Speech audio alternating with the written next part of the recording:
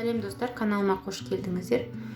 Каналыма тіркеліп, лайк басып, комментарий қалдыра кетіңіздер. Қазақша каналды қолдап қойыңыздар. Бүгін сіздермен ракушки печеньесін дайындайтын боламыз. Ең алдымен ыдысымызға бөлме температурасында еріп тұрған сары майымызды саламыз.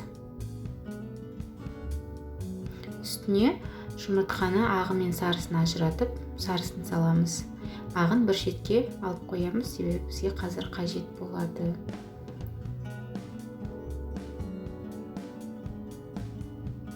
Үстіне бір ас қасық қаймағымызды саламыз. Енді ұнымызды және қопсытқышымызды салып, жұмсақ қамыр илейміз. Қамырды міндетті түрде жұмсақ қылып илейміз. Ұнын көп қоспаңыздар.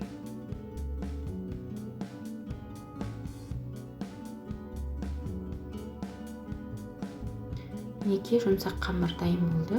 Енді осыны пакетке салып, морозильникке жарты сағатқа салып қоямыз.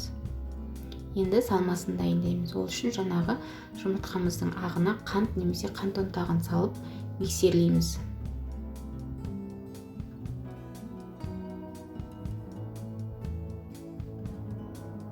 Осындай аппақ болып көбік болғанша және де өз формасын ұстап тұрғанша миксерлейміз.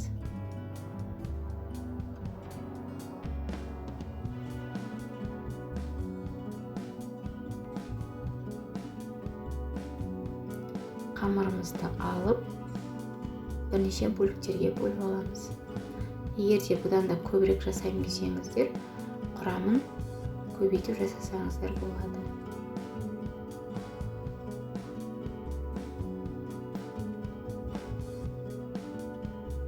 Мінекей видеодағыдай қамырымызды жайып, ортасына салмамызды салып түйіп шығамыз. Салмасына кез келген жаңғақ салсаңыздар да болады. Ол жағы өз еріктеріңізде. Мен өрік пен грек жаңғағын қостым.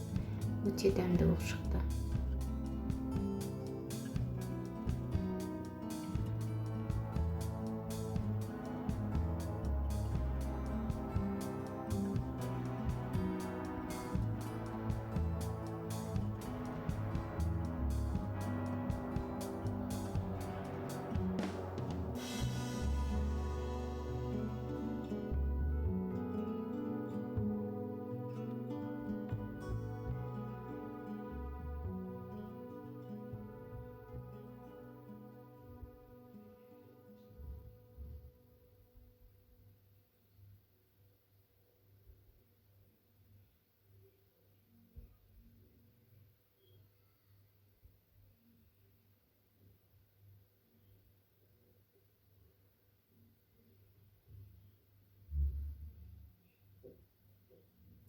Мінекей барлық ракушкелерімізді жасап болдық.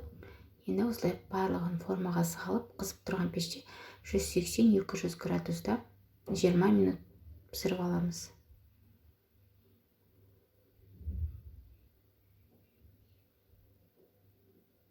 Мінекей әдемі ракушкелеріміз дайын болды. Үстіне қант ұнтағын себеміз. Жасап көріңіздер, отбасыларыңызды қуантыңыздар. Ас болсын, каналыма тіркеліп, лайк басып, комментарий қалдыруды ұмытпаңыздар. Рахмет.